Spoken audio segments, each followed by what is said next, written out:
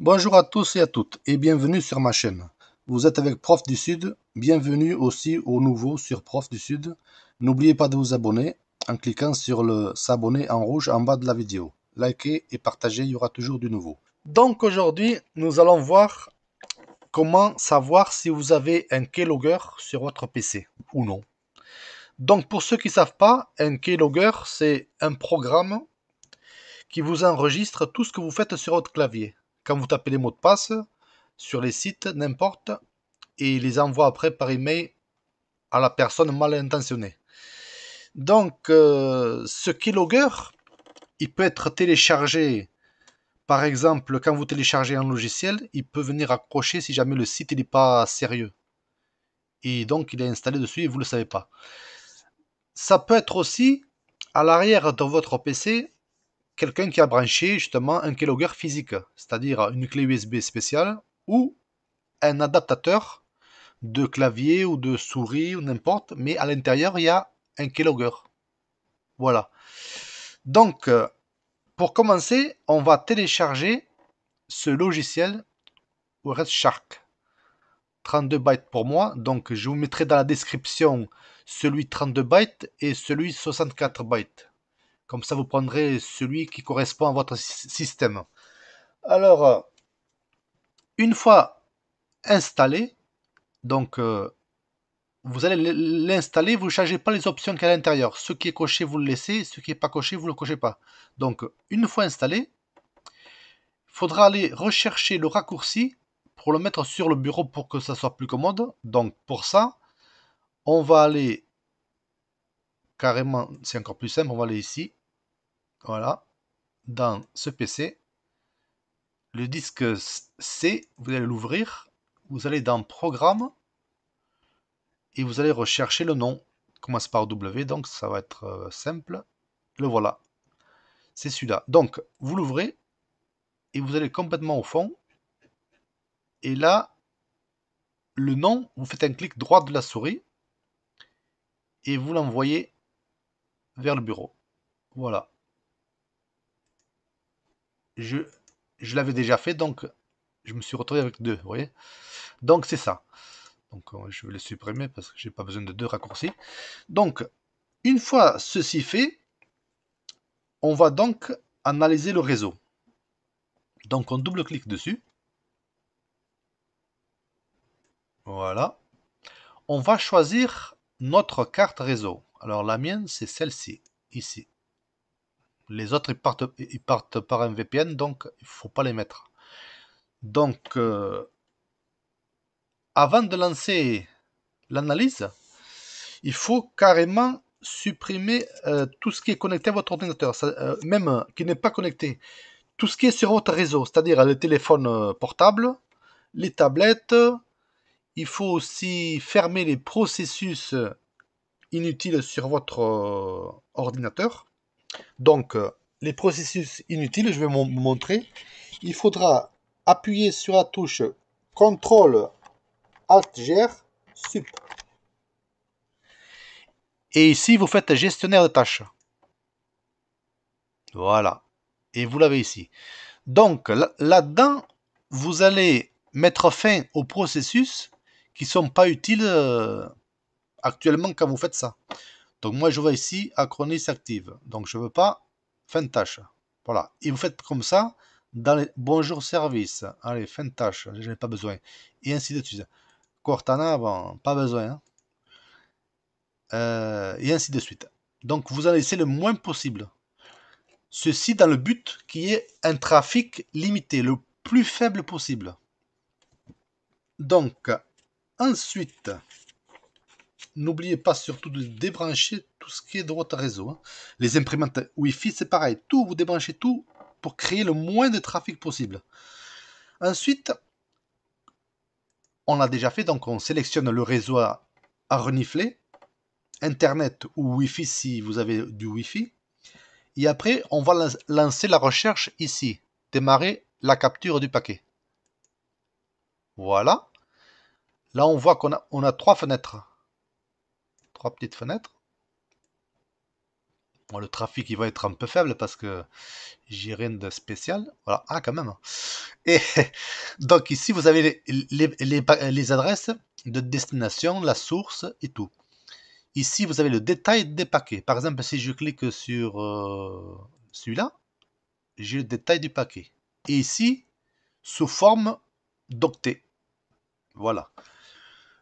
Alors, chose importante, il faut laisser l'analyse aller carrément jusqu'au bout pour ne pas rater des lignes. Parce qu'ici, les lignes bougent tout le temps et vous risquez d'en rater une. Et pour peu que ce soit cette ligne-là qui est le keylogger, et vous allez pas le voir. Alors, en même temps qu'il recherche ici, on va ouvrir un bloc-notes ou n'importe quel fichier en fait. Quelque chose. On va ouvrir quelque chose. Là, j'avais déjà écrit des choses. Attendez, je vais effacer. Voilà. Je vais refermer un peu la page parce que là, elle me bloque tout l'écran. Voilà. Vous ouvrez un bloc-notes, un WordPad, n'importe. C'est juste pour vous servir du clavier en fait. Donc, maintenant, je vais taper au clavier n'importe quoi. Il faut éviter les caractères spéciaux par contre. Là, je tape ça, ça, n'importe. Donc ça, imaginez que c'est vos mots de passe que vous êtes en train de taper sur votre site. Voilà. Donc, Cyan Keylogger, il va le copier ça pour l'envoyer plus tard par mail. Voilà. Alors, on va revenir sur cette page. Là, ça prend carrément toute la page. Voilà, comme ça. Donc, il faut attendre un petit peu. Moi, je vais pas attendre pour ne pas trop durer la vidéo, mais voilà. Après, autre chose, si vous voyez que vous avez beaucoup de lignes ici, on va pouvoir les filtrer. Et là, par contre, ça sera beaucoup mieux pour qu'on y voit un peu plus clair. Sinon, c'est... Regardez, tout ce qui bouge. C'est pour ça qu'il ne faut pas le faire maintenant. Moi, je le fais maintenant pour vous montrer, mais il faudra vraiment le laisser aller jusqu'au bout de la capture des paquets. Donc, il faudra après cliquer ici, dans cette barre de recherche ici, du logiciel, et on va taper ip.src.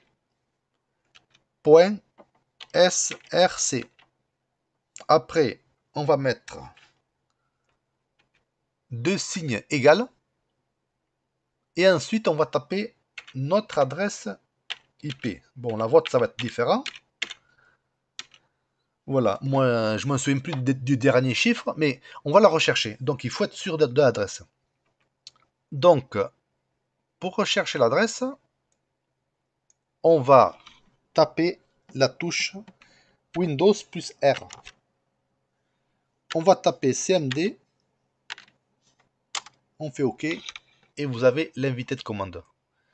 Donc, ici, vous allez taper IP config, et vous faites OK. Voilà. Alors là, il faut chercher IPv4. Vous l'avez ici. Donc vous, ça sera dans notre adresse. Hein. Donc la mienne, c'était ça. 011 à la fin. Voilà. Je me suis trompé. Voilà, 011.11. Donc vous voyez, c'est passé au vert. Donc ça veut dire que la syntaxe, elle est bonne. Ensuite, on va filtrer ici au niveau de cette flèche ici. On clique dessus. Et là, vous voyez, on n'a plus que mon IP. Tous les processus qui accèdent à mon réseau, à mon adresse quoi. Donc voilà. Donc on a tapé ça. Ensuite, dans le logiciel, on l'a filtré. Donc c'est bien aussi. Et là, un conseil, laissez bien l'analyse se poursuivre jusqu'à la fin pour ne rien rater du tout. Ensuite, on va cliquer sur une ligne d'un paquet, par exemple. D'un paquet. Et là, vous avez le détail du paquet. Ici, la dernière fenêtre, vous avez le contenu du paquet sélectionné sous forme d'octet. Donc, si le keylogger envoie vos infos à ce moment-là, ce sera visible ici, dans le contenu du paquet. S'il y a des données qui n'ont rien à faire ici, un keylogger est sur votre PC, quasiment sûr. Donc aussi, si au cours de l'analyse, vous voyez beaucoup de protocoles ici, SSDP, là c'est un signe qu'il y a un logiciel espion sur votre PC. Donc là, je commence à me faire peur, moi, parce que j'en ai pas mal. Non, non, je rigole, ça c'est la recherche du logiciel, je pense, qui accède à mon réseau. Donc faut pas se guetter. Je rigole. Donc si vous avez SSDP plein de fois et que ça ne corresponde pas justement à ce type-là, à la recherche du logiciel lui-même sur votre réseau, vous avez un keylogger. Donc, n'oubliez pas surtout auparavant de bien tout déconnecter, téléphone, tablette, etc. Chose que j'ai pas tout à fait fait moi non plus, donc c'est pour ça qu'il apparaît pas mal.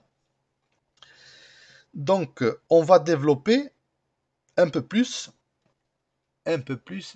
comment je dirais-je?